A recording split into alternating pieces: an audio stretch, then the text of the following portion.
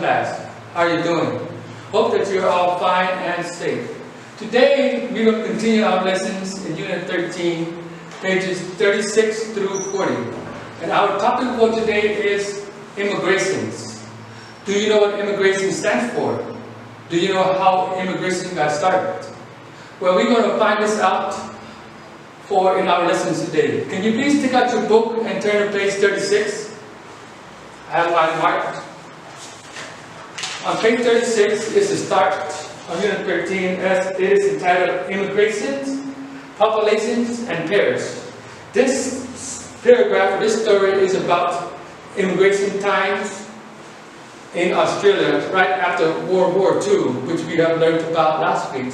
But before we go on into our reading and to our task, I would like to explain to you what immigration is and what these key words are. These words will help you in your reading and will also help you understand more about immigrations and how a lot of countries got started because people migrate and immigrate to a certain country, especially Australia. Most of Australians' populations, if you will now, are all immigrations. So that means they migrated from a different country to Australia to live in Australia. We will find out that most migrants or most immigrants that live in Australia are from Europe. Let's do out your reading, and also from a lot of Asian countries, because Australia is based around an Asian region, right? Because Australia is just south of Cambodia and like northeast to the Philippines. If you look into your map that we have studied about last week, you will find out more where Australia is located. But we will discuss this more in our Telegram post and on our Zoom, so we can have a better understanding where Australia is located in the planet and where Australia can be reached from a migration standpoint. Okay, I will go over some of these words with you, and you can go over it with me. The first word is immigrations. Second word, migrant. Third word, scheme. The fourth word, enticed. Again, I will go over it one more time. Immigration, migrant, schemes, and entice. And all these words are in your text, and I have a brief definition of these words. You can write these words down or keep it in your notebook, because these words will be a part of your midterm. So write these words down and memorize them, okay? Immigrations means the actions of coming to live in a foreign country. So for example, in our text, we're talking about the country of Australia. And most Australian citizens now are all immigrations from another country. So that means they came in to Australia from another country. It is an action of coming. So for most Asian people that live in foreign countries, like for example Europe or America, they all are immigrations to the new country, because most of them are born in Asia, especially like China or Cambodia, and they live outside of this country. So everybody that don't live in the country or not born in the country are all immigrations. I mean, they all migrated from one country to another. Okay, the word migrant. A person who moved from one place to another. So if I move from Cambodia to Thailand, I migrated from Cambodia to Thailand. That means I moved from one country to another. That means migrant. So I just moved from one place to another. And the third word, scheme. Scheme is also a part of your reading about the scheme of Australia, how they try to employ a scheme where they can have a lot of immigration to help populate their country. Schemes mean a plan. So, for example, I have a scheme to make all my students do my tasks. I have a scheme for my students to do my tasks. So that means I have a plan for you to do all my exercise. So do you have any scheme on ways you can answer my questions? Yes? No? So schemes mean a plan. And our last word is enticed. Entice is to attract by offering advantage or pleasures. So how can I entice you to watch this video and do our task? How can I entice you to watch our video to do our task? You can answer my questions through our Telegram post or meet me in Zoom and answer me that. How can I entice you to watch the video and do all the tasks and your homework in time? So what can I offer you in advantage or pleasure so you can do my video? Should I buy you some sodas, buy you some hamburgers, some pizzas? These are just enticing words. I might not do it, but I can entice you by offering you more points on your midterm, or more points on your exam, or more points on your homework. So these are the words I can use to entice you to do our homework. So entice again is to attract by offering advantage. So how can I attract advantage? How can I make you to come join us in our study and in Zoom? How can I entice you to join us in Zoom? Hope you understand these words. If you have any following questions about these words to know or words to learn, please post something up on our Telegram page, or hook me up or link me in Zoom, and you can ask me. I can explain to you more about these words. And one of our last word is a phrase. What is a phrase, you might ask? A phrase is a group of words where it means different things. A phrase of words. For example, I have a phrase here: second-class citizen. Second-class citizen. What does that phrase mean? I will not give you an example yet. I will give you an example of second-class citizen on our next video. But for this task, I want you to give me the definitions or give me the meaning of second-class citizen. You can send it to my personal Telegram, upload it to me what second-class citizen means to you in your own words, okay? Okay, class. For your first task, I want you to read page 36 about the immigration to Australia. How Australia tried to entice people to migrate to their country so they can populate their countries. After reading your text on page 36, I want you to answer all the questions on page 37. This is your first task. Again, you will have 40 minutes to complete this task. And if you have any questions, please contact me in our Telegram post, or if you want, you can still link up in Zoom and ask me there. Okay, class? See you in our second video.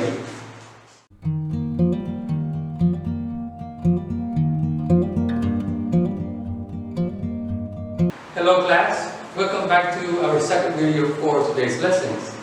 In our first lesson, we talked about immigrations and how immigration got started in Australia. Remember that?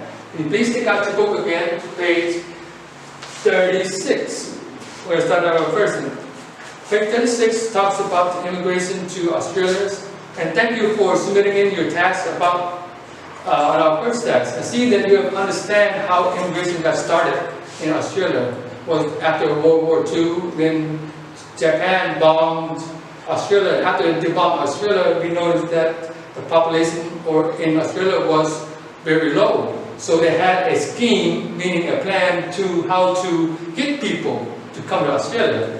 And I see that it have worked where immigration from Europe, even from Asia, went to live in Australia and to make a living there. And we have, through our reading, we understand that some of this immigration endured a lot of hardship because this is a new country for them. And the original people in Australia was being prejudiced against them, meaning that they kind of outcast them and seeing them as second-class citizens. And thank you for submitting your work about second-class citizen and what that means. Somebody said second-class citizens means like a middle-income family or like the poor.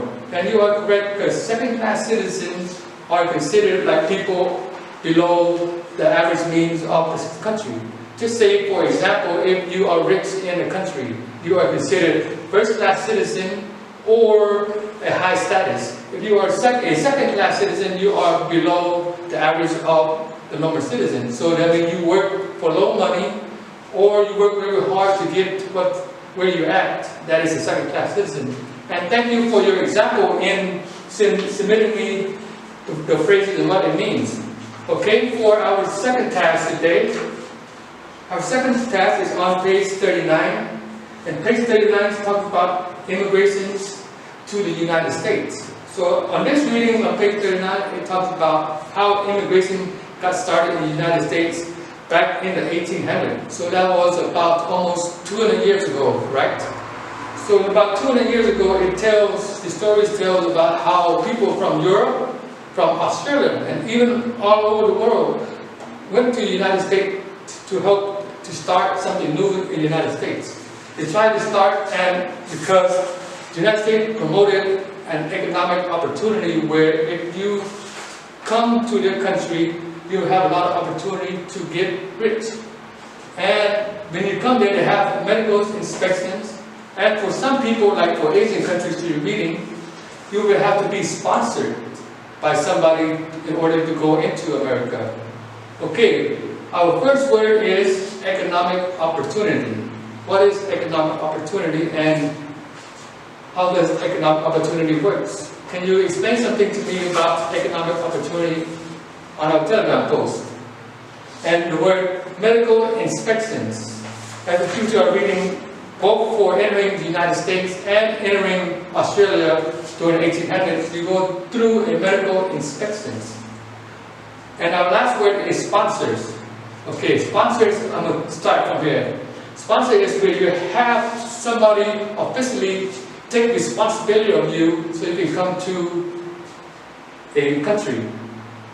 That's in this context, okay? Sponsor, just for example, I sponsor a student to come into our classroom to have study with us. So that means that student is my responsibility and I sponsor that student to come and join in our classroom to study with us. So sponsors mean my responsibility and I take full responsibility for that person to come into my class.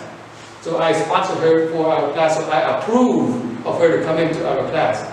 So if you want to go to America, someone has to sponsor you and approve of you and take responsibility of you so you can come to America during the 1800s.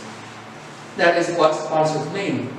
And when you go to America during the 1800s or to Australia during that time, you will have to go through medical inspections. We all know what medical means, right? Medical means like going to a doctor, get a doctor check. And inspections mean to check. So medical inspection means you have to get your health checked to see if you're sick or not sick, to see if you're healthy or unhealthy. And if you have any medical conditions, it means that you have heart problems or blood problems or some kind of condition with your health, you go through a medical inspection to get approved before you can go into the country. And our last word, economic opportunity. Economic opportunity. Some of you have posted up economic opportunity, meaning you have the means to make money. And you said that you are correct because in a new country, even in Cambodia, there are a lot of economic opportunity. So, for example, if you have a business plan and you want to execute your business plan, this country will give you the opportunity to gain that economic plan. So you will have an advantage or you will have a platform to gain economic opportunity, just as long as you have a plan to go with. So an opportunity means something is given to you as long as you take that advantage of it. So just like in our country right now in Cambodia, there is a lot of economic opportunity, just as long as you have a plan, a well-written plan, so you can have some opportunity to make money. Okay? Okay, for your second task, I want you to read page 39 about immigration to America. But the story is about in the 1800s, so about 200 years ago, how many immigrants from Europe and all over the world went into America and their journey into America. So read page 39. After you read page 39, answer all the questions on page 40. You will be given 40 minutes to complete this task because there is a lot of reading. After you finish this task, you can send it to our Telegram group so all your classmates can see. Remember class, no two answers could be the same because each question is about how you answer your question. So answer your questions with your own thoughts and your own writing, okay? Okay class, see you in our next video.